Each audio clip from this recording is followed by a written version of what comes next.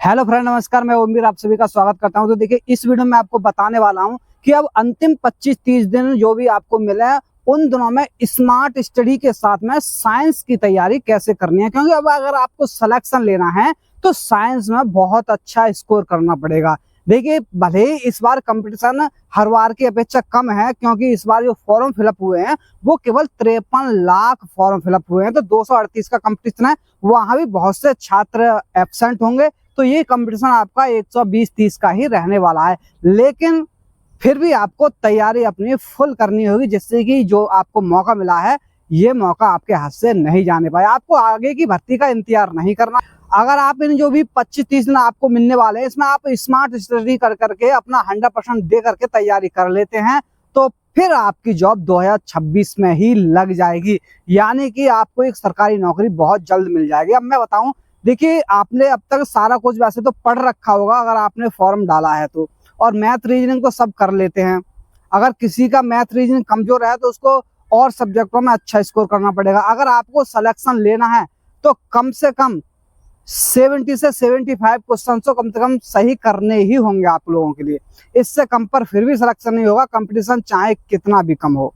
तो इतने अगर आपको करने हैं तो मैथ और रीजनिंग में अच्छा स्कोर करना होगा, 50+ के आसपास करना होगा, और साइंस में भी आपको 20+ का स्कोर करना होगा। अब 20+ के स्कोर कैसे कर सकते हैं? अगर आपने अब ज्यादा साइंस नहीं पढ़ी अब तक भी तो भी आप अच्छा स्कोर कर सकते हैं। देखिए, अब लास्ट दिनों में आपको तैयारी कैसे करनी है।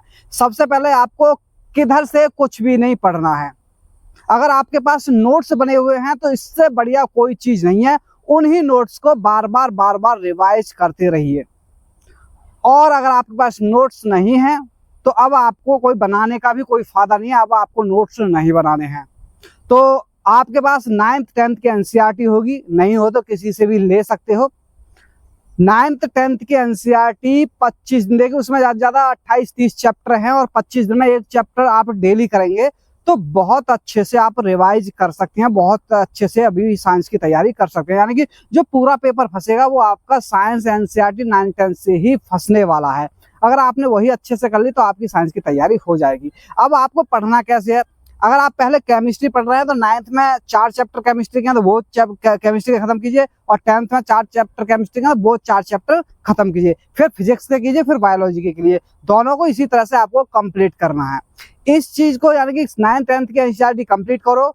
ये नहीं है कि पहले आपने 9th-10th की एनसीईआरटी करी, इसके साथ साथ जैसे 1-1.5 घंटा आप एनसीईआरटी को दे रहे हो तो 1-1.5 घंटा आपको पीवाईक्यू को भी देना होगा। जितने भी साइंस के रेलवे में पूछे गए हैं पीवाईक्यू, जितने भी क्वेश्चन हैं, आप मार्केट से भी कोई बुक ला सकते हो या आपके पास कहीं से भी पढ़े हो पीडीएफ वगैरह तो वहां से भी आप ले सकते हो। तो पीवाईक्यू की प्रैक्टिस दबा के करनी है आपको।